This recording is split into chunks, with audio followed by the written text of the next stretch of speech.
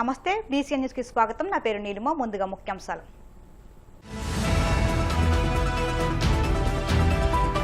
మూడు రాజధానుల పేరుతో జగన్మోహన్ రెడ్డి రాష్ట్రాన్ని అస్తవ్యస్తం చేశారు.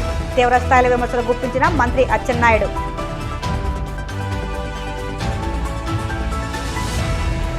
నక్కపల్లిలో చేనేత కార్మికురాలతో కలిసి మగ్గం నేసిన హోంమంత్రి అనిత. అన్ని వర్గాల సంక్షేమం అభివృద్ధి కూటమి ప్రభుత్వం లక్ష్యమని స్పష్టీకరణ. భాగ్యేశ్వరం గ్రామంలో చేనేత కార్మికులకు ఉచిత విద్యుత్ పథకాన్ని ప్రారంభించిన నిమ్మల రామానాయుడు. స్వయంగా లబ్ధిదారుల ఇళ్లకు వెళ్లి పత్రాలను అందజేసిన మంత్రి.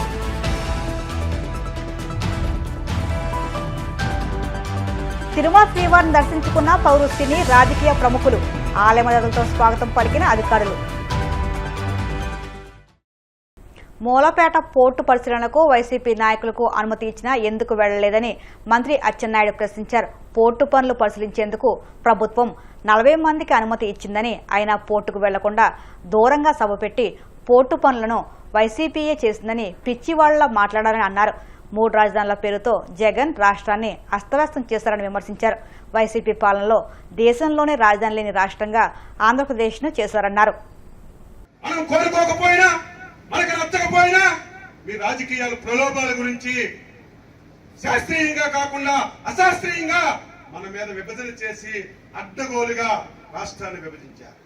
ఆ రోజు మీరు కాంగ్రెస్ నాయకులు ఉన్నారే, మీరా మాత్రం చేత లేదా, శక్తి లేదా? ఆంధ్రప్రదేశ్ విడిపోయింది, ఆ రాష్ట్రానికి ఒక రాజధాని ఉండాలని చట్టంలో కనీసం పెట్టకుండా దాన్ని కూడా వివాదంగా వదిలేశారు. చంద్రబాబు నాయుడు గారు అందరికీ న్యాయం చేయాలని అమరావతిని రాజధాని చేస్తే దాన్ని సుచలవిధిగా మూడు రాజధానులను ముక్కలాడారు.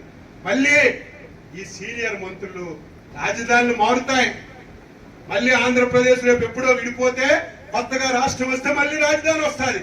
కానీ ఒకే రాష్ట్రంలో ప్రభుత్వాలు మారితే రాజధానులు మారుతాయని మాట్లాడుతున్నటువంటి నీకు ఏమనాలో, అసలు నువ్వు మంత్రిగా ఎలాగ పనిచేశావో నాకు అర్థం కావడం లేదని చెప్పి ఇంకొక మంత్రి అంటాడు, మొన్న శాసనసభలో తీర్మానం చేశారు, ఆ తీర్మానం చెల్లదని అంటారు. శాసనసభలో తీర్మానం చేశాం, ఆ తీర్మానాన్ని ఆధారంగా చేసుకుని భారత ప్రభుత్వం అమరావతి ఏకైక రాజధానిని భారత పార్లమెంట్ లో బిల్లు పెట్టింది. బుద్ధి జ్ఞానం ఉంటే చూడండి, తెలుసుకోండి. ఈ రోజు పార్లమెంట్ లో, రేపు రాజ్యసభలో ఆ బిల్లు పాస్ అయితే అది చట్టబద్ధత బిల్లు. దానికి కూడా చట్టబద్ధత ఉండదని ఎన్నో సంవత్సరాలు మంత్రిగా చేసిన వాళ్ళు, పిసిసి అధ్యక్షుడిగా చేసిన వాళ్ళు ప్రజలకి మభ్య పెట్టడానికి దిక్కుమాలిన మాటలు మాట్లాడుతుంటే కనీసం మనం సమాధానం చెప్పకపోతే ప్రజలందరికీ అదే తెలుస్తుంది. నేను అనుకున్నాను ఆయన పిచ్చోడు, కొంతమంది అయినా సీనియర్ మంత్రులు ఉన్నారు గతంలో పనిచేసిన వాళ్ళు సీనియర్లు, ఉత్తరాంధ్ర ఉద్దండులని చెప్పుకున్న వాళ్ళు కనీసం రిజైన్ ఇచ్చి నిన్న మాట్లాడింది మేము తప్పని ఎంపలేసుకుంటే ఈ ప్రాంత ప్రజలు కొంతవరకైనా మీకు హర్షిస్తారని చెప్పి తెలియజేస్తూ, ప్రజలారా మంచిని మంచిగా మాట్లాడండి, మంచిని మంచిగా చెప్పండి. 2019లో చంద్రబాబు నాయుడు గెలుస్తుంటే మన రాష్ట్రాలు ఎలాగుండాయి? పోలవరం పూర్తయ్యాలి, అమరావతి పూర్తయ్యాలి, పరిశ్రమలు వచ్చాయి, మనందరికీ ఉద్యోగ ఉపాధికి అవకాశాలు వచ్చాయి. ఒక్క అవకాశం పాదయాత్ర, బుర్ర మీద ముద్దులు, కౌగలించుకోవడం, ఇవన్నీ చూసి ఏదో ఇస్తాడని మీరందరూ ఓట్లేస్తే ఇచ్చాడు. ఏమిచ్చాడో మీకు. హోంమంత్రి అనిత అనకాపల్లి జిల్లా నక్కపల్లిలోని ఓ చేనేత కార్మికుడి ఇంటికి వెళ్లి మగ్గం నేశారు.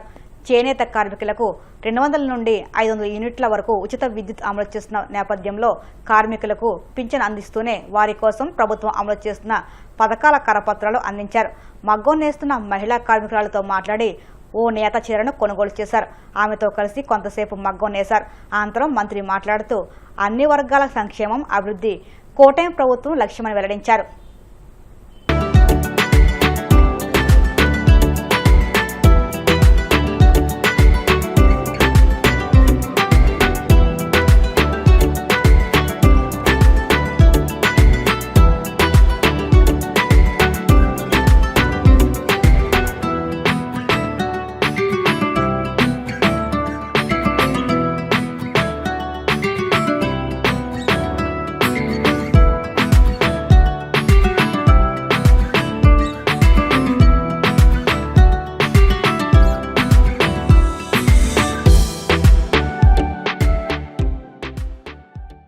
పశ్చిమ గోదావరి జిల్లాలో చేనేత కార్మికులకు ఉచిత విద్యుత్ అమల్లోకి వచ్చింది. జిల్లాలో అట్టహాసంగా ఈ పథకాన్ని ప్రారంభించారు. జిల్లాలో 776 చేనేత కుటుంబాలకు ఈ పథకం ద్వారా లబ్ధి చేకూరనుంది. పాలకొల్లు మండలం బగ్గేశ్వరం గ్రామంలో మంత్రి నిమ్మా రామనాయుడు ఈ పథకాన్ని ప్రారంభించారు. స్వయంగా లబ్ధిదారుల ఇళ్లకు వెళ్లి పత్రాలను అందజేశారు. చేనేత మగ్గం ఉన్న కార్మిక కుటుంబాలకు నెలకు 200 యూనిట్ల వరకు, హ్యాండ్లూమ్లకు 500 యూనిట్ల వరకు ఉచిత విద్యుత్ అందజేస్తున్నట్లు మంత్రి వెల్లడించారు. జనసేన బీజేపీ కూటమి ప్రభుత్వం అధికారంలోకి వచ్చిన తర్వాత సంక్షేమం అభివృద్ధి రెండు కళ్లుగా ముందుకు తీసుకెళ్తూ అందులో ముఖ్యంగా బలహీన వర్గాల వారికి బీసీలకు అండదండలు అందించేటువంటి విధంగా కూటమి ప్రభుత్వం పాలన సాగిస్తూ ఉంది. అందులో బీసీల్లో ముఖ్యంగా చేనేత వర్గాలు ఎవరైతే ఉన్నారో ఆ చేనేత వర్గాలకు కూడా అండగా ఉండాలనేటువంటి ఉద్దేశంతో ఈవేళ కూటమి ప్రభుత్వం చేనేత మగ్గాలు ఉన్నటువంటి కుటుంబానికి 200 యూనిట్ల కరెంటు ఉచితంగా ఈరోజు వాళ్ళకి అందజేస్తూ ఉన్నారు. అదేవిధంగా హ్యాండ్లూమ్ ఉంటే కనుక 500 యూనిట్ల వరకు కూడా కరెంటు బిల్లులు లేకుండా ఉచితంగా వాళ్ళకి కరెంటు ఇస్తున్నటువంటి పరిస్థితి. అంటే ఈ రకంగా చూస్తే ఆంధ్రప్రదేశ్ రాష్ట్రంలో 93,000 చేనేత కుటుంబాలకు ఈరోజు 200 యూనిట్ల ఉచితంగా వాళ్ళకి కరెంట్ ఇస్తూ ఉన్నాం. 12,000 హ్యాండ్లూమ్ ఉన్నటువంటి కుటుంబాలకి వాళ్ళకి ఉచితంగా కరెంట్ ఇస్తున్నటువంటి పరిస్థితి. అంటే ఈ రకంగా చూసినట్లయితే మరి ఏదైతే చేనేత కుటుంబానికి 200 యూనిట్లు మనం ఫ్రీగా ఇవ్వడం ద్వారా నెలకి 720 రూపాయలు ఈ కుటుంబానికి ఆదా అవుతుంది. నెలకి 720 రూపాయలు అంటే 8,640 రూపాయలు సంవత్సరానికి ఒక చేనేత కుటుంబానికి ఈ 200 యూనిట్ల ఉచిత కరెంటు వల్ల వాళ్ళకి ఆదా అవుతున్నటువంటి పరిస్థితి. అదేవిధంగా హ్యాండ్లూమ్ కనుక చూసినట్లయితే నెలకి 500 యూనిట్లు ఫ్రీ వల్ల వాళ్ళకి మరి దగ్గర 1,800 రూపాయల వరకు కూడా కలిసి వస్తుంది. దగ్గర 21,000 రూపాయలు సంవత్సరానికి హ్యాండ్లూమ్ ఉన్నటువంటి వాళ్ళకి కలిసి వచ్చేటువంటి పరిస్థితి. ఈ రకంగా 150 కోట్ల రూపాయలు ఈ ఉచిత కరెంటు నిమిత్తం ఈ ప్రభుత్వం ఖర్చు పెడుతుంది చేనేత వర్గాలకు అని చెప్పి సందర్భంగా తెలియజేసుకుంటూ గత ప్రభుత్వానికి ఈ ప్రభుత్వానికి ఉన్నటువంటి తేడా. ఎందుకంటే గత ప్రభుత్వం ఉచితంగా కరెంటు ఇవ్వడం మాట అటుంచి కరెంటు ఛార్జీల్ని 5 ఏళ్ల వైసీపీ పరిపాలనలో 11 సార్లు కరెంటు ఛార్జీలు పెంచారు వాళ్ళు. కానీ ఈ రోజు కూటమి ప్రభుత్వం అధికారంలోకి వచ్చిన తర్వాత ఈ 20 నెలల కాలంలో ట్రూ అప్ కాదు ట్రూ డౌన్ అని చెప్పి కరెంటు ఛార్జీల్ని తగ్గించినటువంటి ప్రభుత్వం మన కూటమి ప్రభుత్వం అనే విషయాన్ని సందర్భంగా గుర్తు చేసుకుంటూ ఈ రకంగా ఎప్పుడు కూడా పేదల పట్ల, మధ్యతరగతి వర్గాల పట్ల, బడుగు బలహీన వర్గాల పట్ల ఈ ప్రభుత్వం ఎప్పుడు కూడా చిత్తశుద్ధితో పనిచేస్తుందని చెప్పి మీ ద్వారా పల్నాడు జిల్లా ఎస్పీ కార్యాలయంలో ఎమ్మెల్యే అరవింద్ బాబు వ్యవహరించిన తీరుపై మాజీ ఎమ్మెల్యే గోపిరెడ్డి శ్రీనివాసరెడ్డి తీవ్ర అసంతృప్తి వ్యక్తం చేశారు. ఐపీఎస్ అధికారులను బ్లాక్మెయిల్ చేయడం అత్యంత దారుణమని, ఎమ్మెల్యేలపై తక్షణమే వివిధ సెక్షన్ల కింద ఎఫ్ఐఆర్ నమోదు చేయాలని ఆయన డిమాండ్ చేశారు. ఇలాంటి ప్రవర్తన అధికారుల గౌరవాన్ని దెబ్బతీస్తుందని ఐఏఎస్, ఐపీఎస్ సంఘాలు వెంటనే స్పందించి చర్యలు తీసుకోవాలని పిలుపునిచ్చారు. ఆయన నిరూపించుకోవాలట, మళ్ళీ సీట్ ఇవ్వరేమో అని ఈరోజు అదొక భయం. వీటన్నిటిలో ఒక ఫ్రస్ట్రేషన్ ప్రారంభమైంది. ఈ ఫ్రస్ట్రేషన్లో ఆయన ఇలాంటి కార్యక్రమాలన్నీ చేస్తారు. కానీ ఒక ఎస్పీ స్థాయి అధికారి, అది చాలా ఘోరమైన విషయం. ఇక్కడ ఇంకా ఎస్పీ స్థాయి అంటే ఇంకా కలెక్టర్, ఎస్పీలను కూడా ఈ విధంగా బెదిరించే కార్యక్రమం చేస్తే ఆయనకేదో ఆయన ఎంక్వైరీలో సరిగ్గా లేదని ఆయనకి వివరాలు వచ్చినాయి. దాన్ని ఆల్రెడీ ఆయన పై అధికారులు కూడా ఇన్ఫార్మ్ చేశాడు. ఆయన పై అధికారులు కూడా చెప్పుకున్నాడు, ఎక్స్ప్లెనేషన్ ఇచ్చుకున్నాడు. అలాంటి ఎస్పీ గారిని మీరు ఈ విధంగా చేసే కార్యక్రమం అంటే నాకు తెలిసి ఇది ఒక్కటే కారణం కాదు, చాలా కారణాలు. ఈ మధ్య ఎస్పీ గారు పేకాట స్థావరాల మీద దాడి చేయటం, గంజాయిలు పట్టుకోవటం, ఇవన్నీ కూడా ఆయన ఆర్థిక వనరుల మీద దెబ్బ కొట్టే కార్యక్రమం చేస్తారు.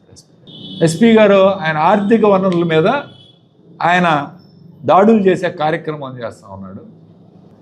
ఆయన చట్టాన్ని తూచా తప్పకుండా అమలు చేస్తున్నాడని ఒక ఉక్రోషంతో ఈయన పనులు కావటం లేదని ఒక నేపథ్యంలో ఈ విధంగా ఎస్పీ గారిని అవమానించడం, ఇబ్బంది పెట్టడం చాలా బాధాకరమైన విషయం. నిజంగా ప్రభుత్వం దీన్ని సీరియస్గా తీసుకొని కేసు ఫైల్ చేయాలి దీని మీద. చాలా తప్పు ఇది. అట్లానే అంతకుముందు మళ్ళీ ఆర్డీఓ ఆఫీస్లో జరిగిందట. ఆర్డీఓ గారు ఆయన ఈ మధ్య వచ్చారు, కొత్తగా వచ్చాడు. ఎవరో కుర్రవాడిని గేదెలకి పాలు పోసి గేదెలు గడ్డేసి గేదెలను మేపుకునేవాళ్ళు ఆవులను మేపుకునే కుర్రోడికి తీసుకెళ్ళి ఎంఆర్ఓ ఆఫీస్లో ఆర్డీఓ ఆఫీస్లో అవుట్ సోర్సింగ్ ఉద్యోగం ఇవ్వాలట. ఏదో చిన్న చిన్న పనులు చేసుకున్నావు డైరెక్ట్గా ఆర్డీఓ ఆఫీస్కి వెళ్ళి అక్కడ ఉద్యోగం. అతనికి ఎడ్యుకేషన్ క్వాలిఫికేషన్ ఉందో లేదో తెలియదు, అతను ఏం పని చేస్తున్నాడో తెలియదు.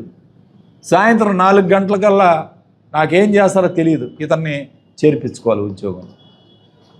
ఇది ఈ ఎమ్మెల్యే గారి ప్రవర్తన. ఇదేం దారుణం అసలు. అప్పటికి ఆయన చెప్తా ఉన్నాడు, నేను ప్రొసీజర్ ప్రకారం కలెక్టర్ గారికి పెడతానని చెప్తా ఉన్నాడు ఆర్డీఓ గారు. కొత్తగా వచ్చాను, నాకు విషయం తెలియదు, పంపిస్తానని చెప్తున్నాడు. అయినా సరే ఏమి గమ్మత్తైన విషయం ఏంటంటే ఎస్పీ గారు జీవో ఇప్పించాలట, ఆర్డర్ ఇప్పించాలట. జీవో ఇప్పించేది ఎస్పీ గారు జీవోలు ఇచ్చడం ఎక్కడ లేదు నాకు తెలిసి, ఈ భారత రాజ్యాంగంలో ఎక్కడ లేదు. జీవోలు ఇచ్చేది జీఏడీకి వెళ్ళాలి లేదా సెక్రటేరియట్లో తెచ్చుకోవాలి, దానికి ఇచ్చే అధికారులు వేరుగుంటారు. ఇది ఇంత దారుణంగా నేను అనేది బ్లేమ్ చేసేది వీళ్ళని కాదు, అధిష్టానం. ఈరోజు పార్టీ పెద్దలు చిన్న విషయం, అంతకుముందు ఇదే పరిస్థితి సెక్రటేరియట్లో చేశారు. ఏది అప్పుడు ఈ యొక్క మద్యం ఎక్సైజ్ డిపార్ట్మెంట్లో జరిగింది. నేనేది అప్పుడు వదిలేయటం వల్ల ఈరోజు ఇంత పరిస్థితి ఈరోజు దిగజారిపోయిందని చెప్పి అడుగుతాం. ఆ రోజే మీరు చర్యలు తీసుకొని ఉంటే ఈ పరిస్థితి ఇప్పుడు వచ్చేది కాదు కదా. కాబట్టి ఇలాంటి సంఘటనలు జరిగినప్పుడు ఖచ్చితంగా ప్రభుత్వంలో ఉన్న పెద్దలు కఠిన చర్యలు తీసుకుంటేనే రెండోసారి ఇలాంటి సంఘటనలు జరగకుండా ఉంటాయి. ఇప్పుడు కాసేపు ప్రకటనలు.